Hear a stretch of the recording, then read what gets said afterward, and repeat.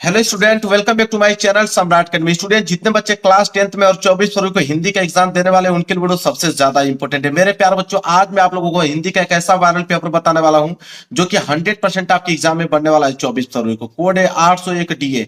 बहुत सारे बच्चों का कमेंट था कि सर, जो आप पेपर बता रहे हो उसको आप बोर्ड एग्जाम की कॉपी पे लिख के बताओ, क्योंकि हम लोगों को कॉपी पे लिखना है। एक टॉपर कैसे लिखता है उस तरह लिख के बताइए, ताकि हम लोगों को एक नंबर एग्जामिनर नहीं काट सकता है।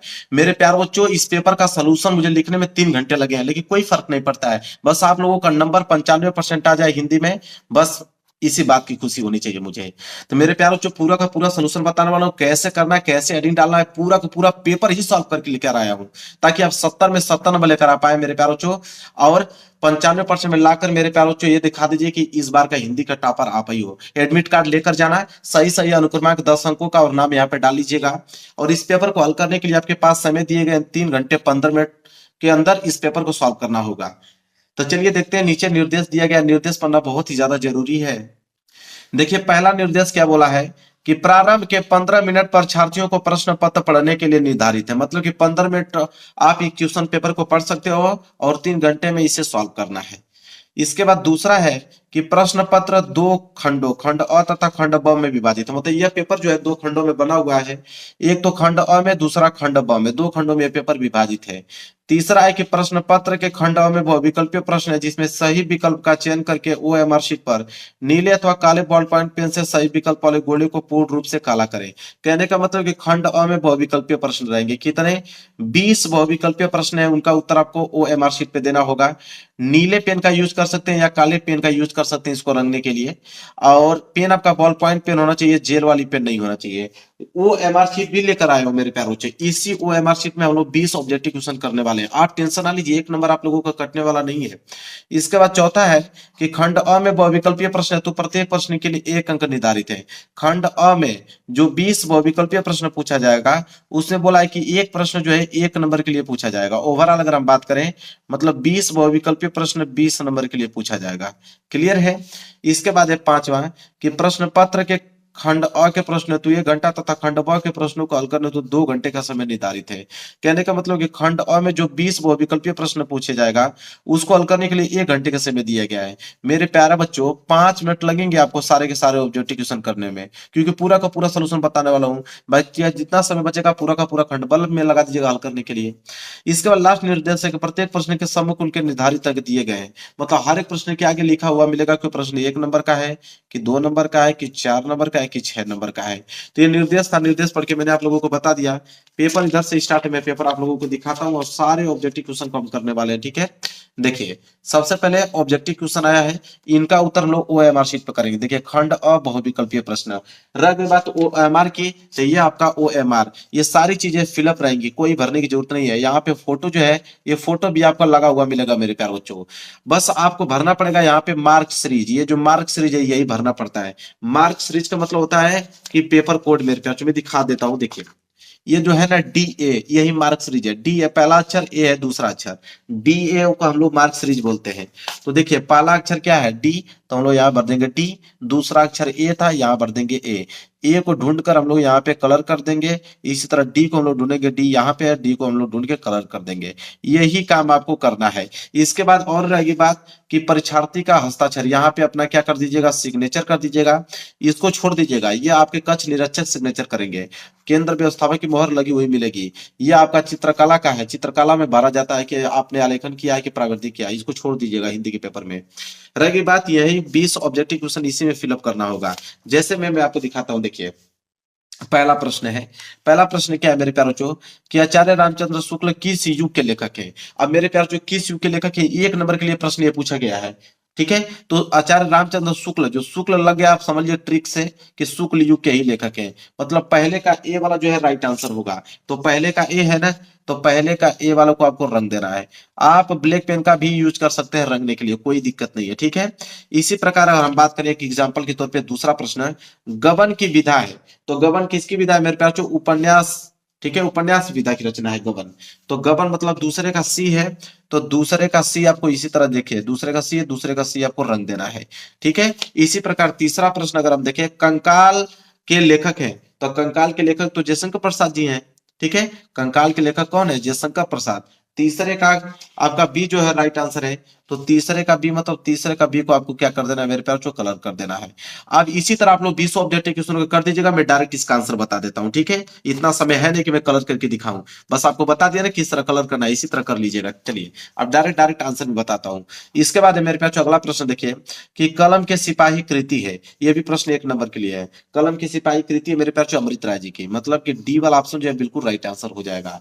आगे बढ़ते हैं क्वेश्चन नंबर 5, शुक्ल युग की समय अवधि। तो शुक्ल युग की समय अवधि 1919 से लेकर 1938 तक मानी जाती है, मतलब बी वाला ऑप्शन जो है बिल्कुल राइट आंसर हो जाएगा।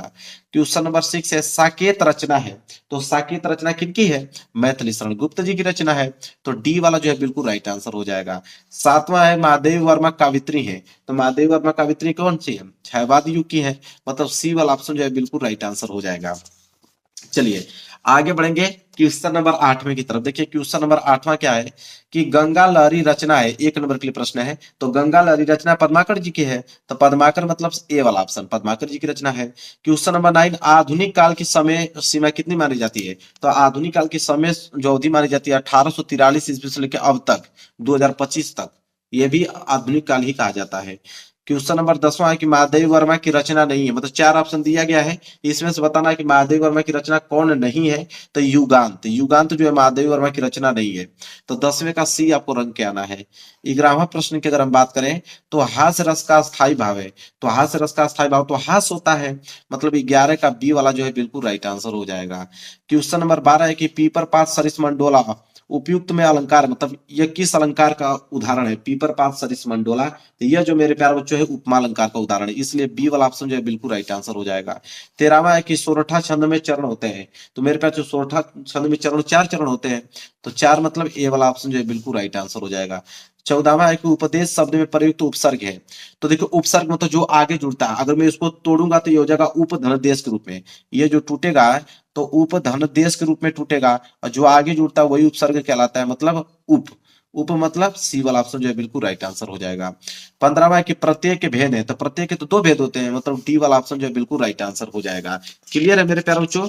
15वें का आप डी वाला ऑप्शन को रंगोगे मेरे प्यारे बच्चों। आगे देखिए 16वां क्या है कि हानि लाभ में समास है, द्वंद्व समास, जहां पे वियोजक चिन्ह दिखा समझ जाइए कि द्वंद्व समास है। 17वां है कि मछली का परवाची शब्द क्या होता है? तो मछली का परवाची शब्द मेरे प्यारे बच्चों क्या होता है? वो मीन होता है। मीन मतलब बी वाला ऑप्शन जो है बिल्कुल राइट आंसर है। आगे देखिए प्रश्न नंबर 18, अरे वाह तुम नृत्य भी कर सकती हो। अरे वाह के नीचे अंडरलाइन किया गया है। अब पूछा है कि अरे वाह है क्या? तो अरे वाह जो है विसम्यवादी बोधक अपव्यय, मतलब मेरे पास जो डी वाला ऑप्शन जो है बिल्कुल राइट आंसर हो जाएगा। इसके बाद 19वां है कि परीक्षा के बारे में अध्यापक द्वारा क्या कहा गया? वाक्य के लिए कृतवाच्य का रूप होगा, तो कृतवाच्य का रूप इसको बताना है मेरे प्यारे बच्चों। तो ये हो जाएगा परीक्षा के बारे में अध्यापक ने क्या कहा, सिंपल, मतलब 19 का बी वाला ऑप्शन जो है रंग के आना है। 20वां है कि युष्माभि रूप है युष्मत शब्द का। तो युष्मत शब्द का वो तृतीय विभक्ति और बहुवचन है युष्माभि। अगर युष्मत शब्द का हम तृतीय विभक्ति बहुवचन रूप देखेंगे तो युष्माभि ही होगा। तो 20 जैसे 20वें का क्या है मेरे प्यारे बच्चों? पहला वाला ऑप्शन जो सही है, तो 20वें का पहला है, तो इसी तरह मैंने बता दिया है, तो 20वें का पहला आपको इस तरह रंगना है मेरे प्यारे बच्चों। यही काम पूरा 20 ऑब्जेक्टिव क्वेश्चन में करना था। चलिए समाप्त हो गया। 20 में 20 नंबर आपका सही होना चाहिए मेरे प्यारे बच्चों। देखिए यहां से स्टार्ट होगा खंड ब, और खंड ब में दिया गया वर्णात्मक प्रश्न कितने नंबर के लिए? 50 नंबर का वर्णात्मक प्रश्न है, इसे कॉपी भी करना होगा, ठीक है। देखिए प्रश्न नंबर कहां से स्टार्ट होगा? 21 से। प्रश्न नंबर 21वां है कि निम्नलिखित गद्यांश पर आधारित दिए गए प्रश्नों के उत्तर दीजिए। गद्यांश है कितने नंबर के लिए? 6 नंबर के लिए पूछा गया है। कह रहा है कि क वाला गद्यांश कीजिए, क वाला नहीं आ रहा है आपको तो अथवा करके आपको ख करना है, दोनों में से कोई एक ही करना है। देखिए कैसे लिखोगे। सबसे पहले मेरे प्यार बच्चों इधर हंसिया जरूर से जरूर खींच लीजिएगा लाइनिंग, क्योंकि जब एग्जामिनर कॉपी चेक करता है तो यहीं पे नंबर कैलकुलेट करता है, तो हंसिया आपको खींचना है।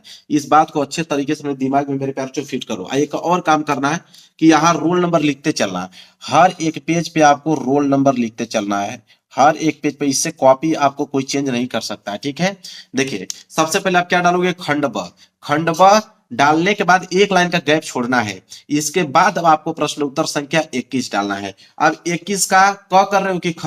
तो आपने 21 का ख किया है तो ख डाल दीजिए।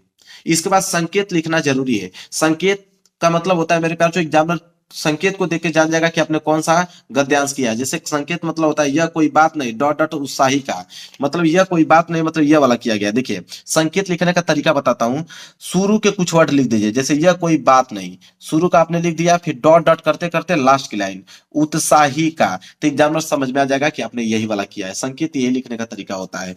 तो यह कोई बात नहीं डॉट डॉट उत्साही का, इसके बाद एक लाइन का गैप छोड़िए। अब देखिए मेरे प्यारे बच्चों, यह वाला गद्यांश दिया गया है, इसके नीचे आपको 3 प्रश्न है।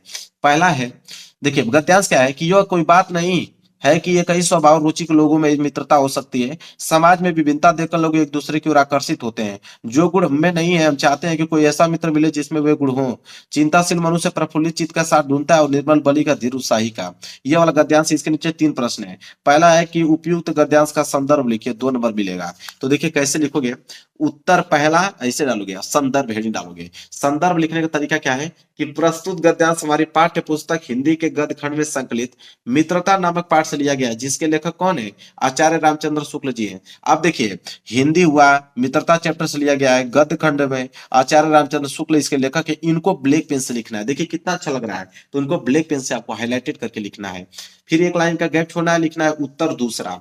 ठीक है, उत्तर दूसरा मतलब दूसरा वाला प्रश्न क्या है, रेखांकित अंश की व्याख्या कीजिए। जहां तक अंडरलाइन किया गया है कि समाज में विभिन्नता देखकर लोग एक दूसरे की ओर आकर्षित होते हैं, इसका व्याख्या करना है। तो देखिए उत्तर दूसरा रेखांकित अंश की व्याख्या हेडिंग डालोगे, लिखोगे कि प्रस्तुत अवतरण में आचार्य रामचंद्र शुक्ल जी कहते हैं कि मित्रता के लिए स्वभाव और समान रुचि वालों में ही परस्पर मित्रता हो सकती है। यह धारणा उचित नहीं है। कुछ लोग सोचते हैं कि समान स्वभाव और रुचि रखने वालों में ही मित्रता हो सकती है, परंतु ऐसा नहीं है। विपरीत स्वभाव विपरीत रुचि रखने वालों में भी घनिष्ठ मित्रता हो सकती है। लोग विभिन्नता देखकर देखकर ही परस्पर आकर्षित होते हैं।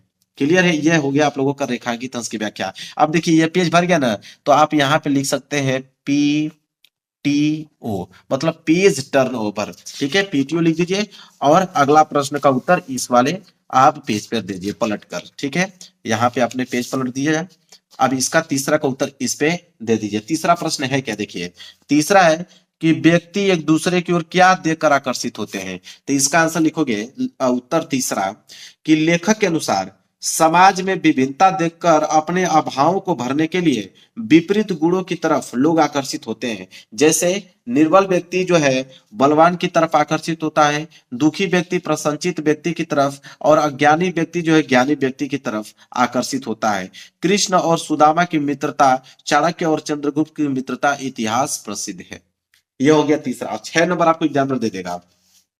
अब अगले प्रश्न की तरफ बढ़ेंगे, प्रश्न नंबर 22 की तरफ। देखिए प्रश्न नंबर 22वां क्या है, प्रश्न नंबर 22वां कि दिए गए पद्यांश पर आधारित प्रश्न को उत्तर दीजिए। पद्यांश कितने नंबर के लिए पूछा गया है, 6 नंबर के लिए पद्यांश पूछा गया है। इसमें भी आपका क वाला दिया गया है, क वाला नहीं कर पाओगे तो अथवा करके नीचे आपका ख वाला दिया गया है। दोनों में से कोई एक ही करना है, याद रहे, क कीजिए या ख कीजिए। देखिए कैसे करना है। सबसे पहले आप डालोगे प्रश्न उत्तर संख्या 22 का क। देखिए जगह अभी इतना बचा था, जगह इतना बचा था तो यहीं से स्टार्ट कर दिया। अगर 3-4 लाइन लास्ट में बचता तो हम लोग नए पेज से प्रारंभ करते हैं, लेकिन भाई जगह आधा का आधा पूरा बचा हुआ है, तो इसलिए मैं प्रश्न उत्तर संख्या यहीं से स्टार्ट कर दिया हूं। प्रश्न उत्तर संख्या 22 का क किए हैं। संकेत, निर्गुण कौन देश डॉट डॉट मतिनासी। इससे एग्जामिनर समझ में आ जाएगा कि निर्गुण कौन देश मतलब कि निर्गुण कौन देश मतलब यह वाला पद्यांश किया गया है। एग्जामिनर समझ में आ जाएगा एग्जामिनर को। इसके नीचे 3 प्रश्न देखिए, मैं पढ़ भी देता हूं कि निर्गुण कौन देश को वासी, मधुकर कई समझाई सौ दे, बुझती साच न हासी, कौन है जननी, कौन है जनक, कौन है जननी, कौन नारी को दासी, कैसे वर्ण भेष है, कैसो के ही रस में अभिलाषी, पावेगो पुनि कियो आपने, जोरे करियो गासी, सुनत मौन है रयो बावरो, सुर सबे मते नाफी। यह आप लोगों का मेरे प्यार जो पद्यांश है, और इसके नीचे 3 प्रश्न है। पहला है कि उपयुक्त पद्यांश का संदर्भ लिखे, 2 नंबर। कैसे लिखा गया देखिए, पहले वाला का संदर्भ लिखेंगे कि प्रस्तुत पद हमारी पाठ्य पुस्तक कक्षा 10वीं हिंदी के पद नामक पाठ से लिया गया है। इसके रचयिता कौन है, सूरदासी है। अब मेन पॉइंट को मैंने ब्लैक पेन से लिखा हुआ है। क्लियर है मेरे प्यारे बच्चों। चलिए इसके बाद दूसरे प्रश्न का उत्तर हमने इस पे दिया है क्योंकि पेज भर गया था। इसके बाद है दूसरा कि रेखांकित अंश की व्याख्या कीजिए। जहां तक अंडरलाइन किया गया है, कौन नारी को दासी, को कैसे वर्ण भेष है, कैसो कि ही रस में अभिलाषी, इन तीनों लाइनों का व्याख्या करना है। तो व्याख्या लिखोगे, रेखांकित अंश की व्याख्या लिखोगे, कौन उनकी माता और कौन उनके पिता है, कौन उनकी पत्नी और कौन उनकी दासी है, उनका रंग कैसा है, वे किस प्रकार के आनंद की अभिलाषा करते हैं। यह हो गया रेखांकित अंश का व्याख्या। एक प्रश्न और है मेरे प्यारे बच्चों कि मधुकर शब्द का क्या अर्थ है? तो मधुकर शब्द का भंवरा अर्थ है। बात खत्म।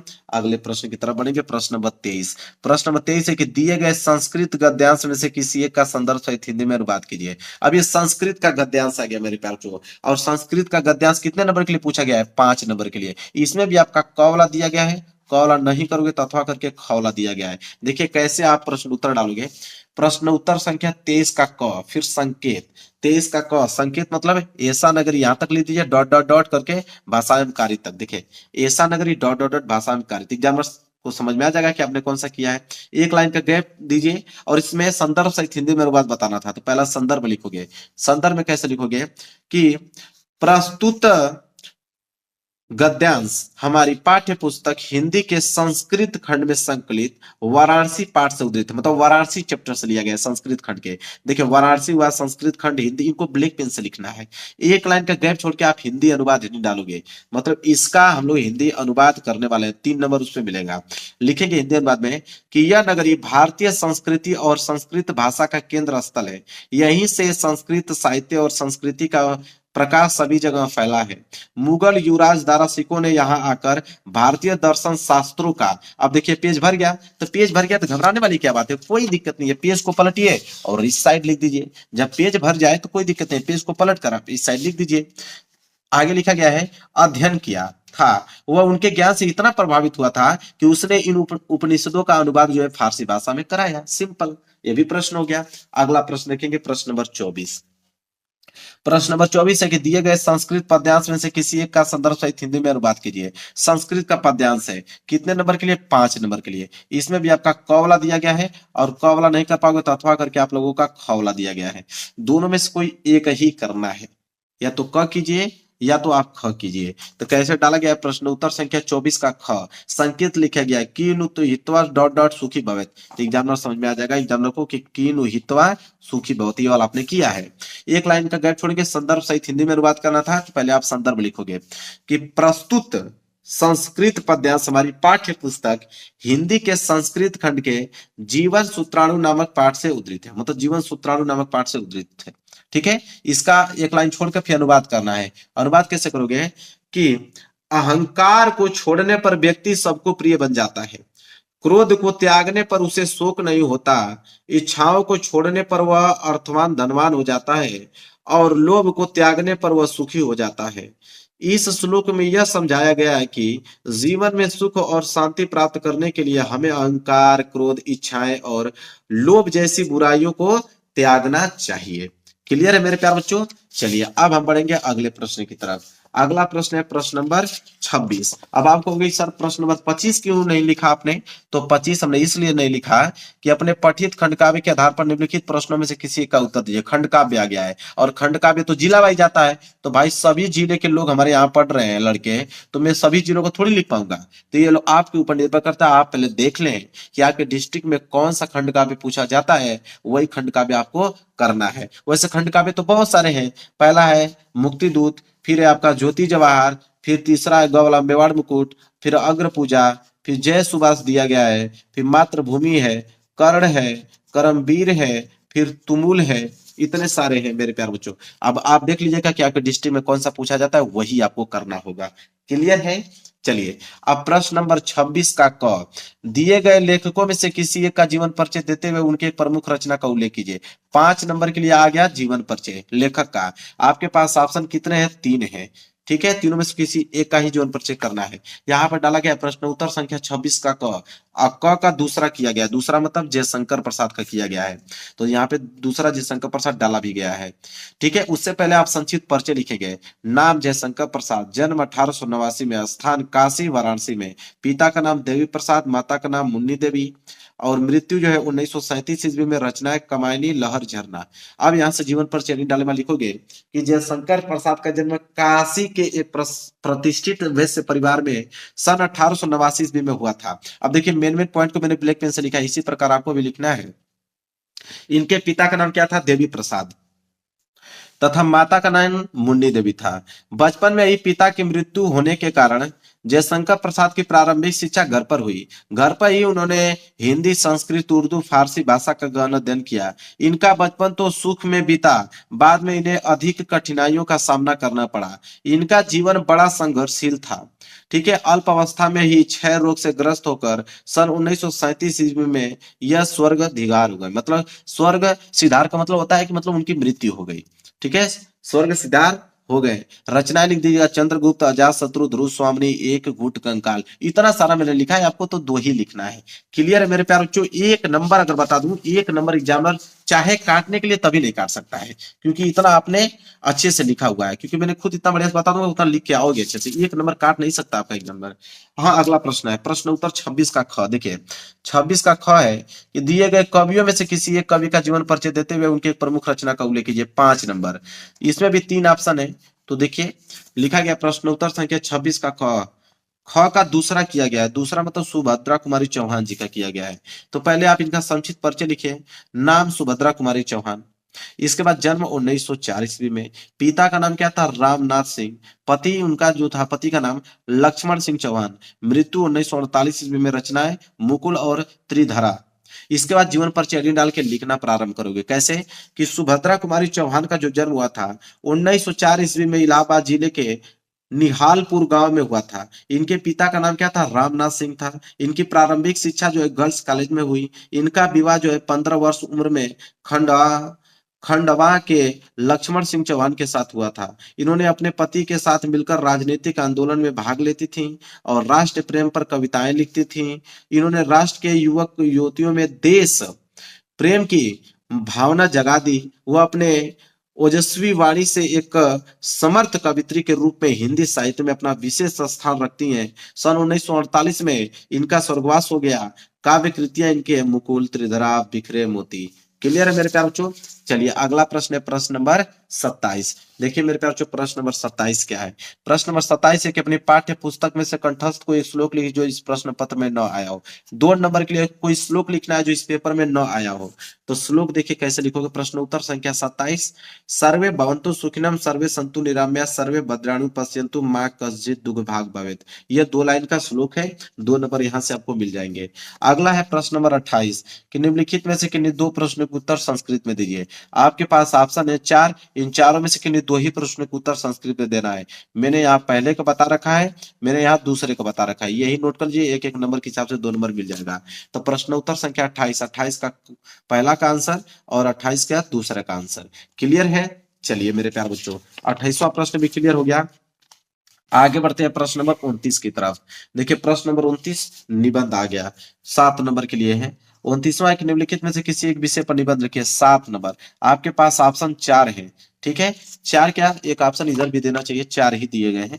4 में से किसी एक का ही निबंध आपको लिखना है। तो देखिए कैसे लिखोगे। प्रश्न उत्तर संख्या 29, 29 का पहला आतंकवाद, समस्या और समाधान। मतलब मैं पहला वाला लिखा हूं। ठीक है, पहले आप रूपरेखा हेडिंग डालेंगे। रूपरेखा में जितनी भी हेडिंग आप लिखना चाहेंगे पूरा का पूरा एक ही साथ लिखेंगे। रूपरेखा में पहली हेडिंग प्रस्तावना, दूसरा आतंकवाद का अर्थ, तीसरा आतंकवाद एक विश्वव्यापी समस्या, चौथा भारत में आतंकवाद, पांचवा जिम्मेदार कौन है उसका, आतंकवाद के विविध रूप 6, 7वां पॉइंट है आतंकवाद का समाधान, 8वां है उपसंहार। 8 पॉइंट लिखोगे तब जाके 7 नंबर मिलेगा। देखिए पहले हेडिंग प्रस्तावना रहना चाहिए। लिखोगे इसमें कि आतंकवाद एक ऐसा शब्द जो सुनते ही मन में भय और क्रोध का संचार होता है। यह मानवता के लिए एक गंभीर खतरा है जो विश्व शांति और सुरक्षा को चुनौती देता है। यह न केवल निर्दोष लोगों की जान लेता है बल्कि समाज में नफरत, विभाजन और अस्थिरता भी पैदा करता है। आतंकवाद का कोई धर्म या जाति नहीं होती है, यह केवल और केवल हिंसा और विनाश का पर्याय है। ठीक है, अब दूसरे हेडिंग डालोगे आतंकवाद का अर्थ। आतंकवाद का अर्थ हेडिंग डालने के बाद लिखोगे इसमें कि आतंक प्लस वाद से बने इस शब्द का सामान्य अर्थ है कि पीड़ा, डर और आशंका। इस प्रकार आतंकवाद एक ऐसी विचारधारा है जो अपने लक्ष्य की प्राप्ति के लिए बल प्रयोग में विश्वास रखती है। आतंकवादी अक्सर राजनीतिक, धार्मिक या वैचारिक उद्देश्यों के लिए निर्दोष नागरिकों की निशाना बनाते हैं। अगला देखिए, अगला है तीसरा मेरे प्यार बच्चों। तीसरा क्या है मैं दिखाता हूं आपको। तीसरा आपका है आतंकवाद एक विश्वव्यापी समस्या। लिखेंगे आज लगभग समस्त विश्व में आतंकवाद सक्रिय है। यह आतंकवादी समस्त विश्व में राजनीतिक स्वार्थों की पूर्ति के लिए सार्वजनिक हिंसा और हत्याओं का सहारा ले रहे हैं। भौतिक दृष्टि से विकसित देशों में तो आतंकवाद की इस प्रवृत्ति ने विशाल रूप ले लिया है। ठीक है, अगली हेडिंग देखिए क्या है। इस साइड पेज भर गया, तो अगली हेडिंग इधर हमने डाला है चौथी, भारत में आतंकवाद। लिखेंगे कि स्वाधीनता के पश्चात भारत के विभिन्न भागों में अनेक आतंकवादी संगठनों का मौत के घाट उतार दिया और इतना आतंक फैलाया कि अनेक अधिकारियों ने सेवा से त्याग पत्र दे दिए। भारत के पूर्वी राज्यों नागालैंड, मिजोरम, मणिपुर, त्रिपुरा, मेघालय में थी। इसके में एक लाइन गैप देखे, पांचवा पॉइंट डालेंगे जिम्मेदार कौन। पांचवी हेडिंग रहेगी जिम्मेदार कौन। लिखेंगे आतंकवादी गतिविधियों को गुप्त और अप्रत्यक्ष रूप से प्रश्रय देने वाला अमेरिका भी अनंत अपने खोदे हुए गड्ढे में खुद ही गिर गया। राजनीतिक मुखौटों में छिपी उसकी काली करतूतें अविश्वसनीय रूप से उजागर हो गई। इसके बाद डालेंगे 6 पॉइंट, आतंकवाद के विविध रूप। लिखेंगे भारत के आतंकवादी गतिविधि निरोधक कानून 1985 में आतंकवाद पर विस्तार से विचार किया गया और आतंकवाद को 3 भागों में बांटा गया। पहला, कि समाज के एक वर्ग में विशेष को अन्य वर्गों से अलग अलग करने और समाज के विभिन्न वर्गों के बीच व्याप्त सौहार्द को खत्म करने के लिए की गई हिंसा। दूसरा है, एक लाइन गैप छोड़ के लिखिएगा, ऐसा कोई कार्य जिसमें ज्वलनशील बम और तथा आग्नेयास्त्रों का प्रयोग किया गया है। इसके बाद तीसरा है, ऐसी हिंसात्मक कार्यवाही जिसमें एक या उससे अधिक व्यक्ति मारे गए हों या घायल हुए हों। इसके बाद देखिए अगला है, अगला हेडिंग है मेरे प्यारे बच्चों कि 7वां, आतंकवाद का समाधान। लिखोगे आतंकवाद का समाधान एक जटिल प्रक्रिया है, इसके लिए विभिन्न स्तरों पर प्रयास करने की आवश्यकता है। कुछ प्रमुख समाधान इस प्रकार है। पहली है राजनीतिक समाधान। मान लीजिए आपने कुछ वर्ड लिखा गलत हो गया, तो गलत हो गया तो उसको पूरा काटना नहीं है, बस इस तरह आपका निशान लगा देना है ताकि ये देखने में भी अच्छा लग रहा है। अगर पूरा का पूरा इस तरह कर दोगे तो एग्जाम का ध्यान चला जाएगा, पूरा गंदा दिखने में लगेगा। तो आप ऐसे एक बार बस कट कर दीजिए। राजनीतिक समाधान में लिखोगे कि राजनीतिक अस्थिरता को दूर करना और सभी के साथ समान व्यवहार करना आवश्यक है। दूसरी हेडिंग होगी सामाजिक और आर्थिक समाधान। इसमें लिखोगे सामाजिक और आर्थिक असमानता को दूर करना और सभी के लिए समान अवसर प्रदान करना जो है आवश्यक है। इसके बाद है आपका धार्मिक समाधान। लिखोगे कि धार्मिक कट्टरवाद को दूर करना और सभी धर्मों का सम्मान करना आवश्यक है। एक लाइन गैप छोड़ के लिखोगे 8वां उपसंहार। लिखोगे आतंकवाद एक वैश्विक चुनौती है जिसका समाधान जो है आवश्यक है। इसके लिए सभी देश को मिलकर प्रयास करने की आवश्यकता है। हमें राजनीतिक, सामाजिक, आर्थिक स्तर पर आतंकवाद के कारणों को दूर करने की आवश्यकता है, तभी हम आतंकवाद से मुक्त विश्व का निर्माण कर सकते हैं। क्लियर है मेरे प्यारे बच्चों। अब उपसंहार भी यहाँ पे खत्म हो गया। चलिए अगला प्रश्न देखते हैं। अगला प्रश्न है मेरे प्यारे बच्चों, यहाँ पे अगला प्रश्न होगा, अगला प्रश्न है प्रश्न नंबर 30, लास्ट प्रश्न है, 30वां इस साइड है, लास्ट प्रश्न देखिए क्या है। पत्र लेखन होना चाहिए, बिल्कुल वही है। बिजली समस्या के निराकरण हेतु अपने जिले के बिजली विभाग को एक शिकायती पत्र लिखे, या तो अथवा करके लिखेंगे अपनी गली मोहल्ले की नलियों की समुचित सफाई के लिए नगर निगम के स्वास्थ्य अधिकारी को पत्र लिखे। देखिए सबसे पहले प्रश्न उत्तर संख्या 30 डालोगे और यह जो पत्र लेखन है अपने मोहल्ले की सफाई करवाने हेतु नगर निगम अधिकारी को पत्र के लिए है। सबसे पहले आप सेवा में लिखोगे, इसके बाद कामा लगा के लिखोगे मुख्य स्वास्थ्य अधिकारी, फिर कामा नगर निगम शिमला। लिखोगे विषय में, विषय में मतलब किसके बारे में लिख रहे हो, तो अपने मोहल्ले की सफाई करवानी है तो नगर निगम अधिकारी को पत्र लिख रहे हैं। इसके बाद नीचे से लिखोगे कि श्रीमान कामा लगाकर मैं इस पत्र के माध्यम से आपका ध्यान मोहल्ले की साफ सफाई की ओर आकर्षित कराना चाहता हूँ। हमारे इलाके का कचरा कंटेनर कई दिनों तक सफाई न करने के कारण बह निकला है। खराब गंध से निकलने वाली सड़ी हुई सामग्री इस प्रकार आसपास के लोगों को अपनी नाक के आसपास दुपट्टा पहनने के लिए मजबूर करती है। अगर ऐसी स्थिति कुछ और दिनों तक बनी रहे तो, अब देखिए पेज भर गया ना, कोई दिक्कत नहीं है, इस साइड आप लिख सकते हैं, ठीक है। बीमारी फैलने की संभावना रहेगी। हालत दिन ब दिन बदतर होती जा रही है, इसलिए हमारा विनम्र पूर्वक निवेदन है कि आज ही कृपया इसे साफ किया जाए ताकि हम जल्द ही एक सामान्य जीवन जी सके। इसके बाद धन्यवाद, आप में लिख दीजिएगा अपना नाम, नहीं क ख ग लिख दीजिएगा। अब मेरे प्यारों जो देखिए इस पूरा का पूरा पेपर का मैंने सोल्यूशन यहाँ पे बता दिया, पूरे के पूरे पेपर का सोल्यूशन बता दिया। अगर पूरा का पूरा तैयार हो गया आप लोगों को तो 95% मार्क्स बिल्कुल फिक्स है।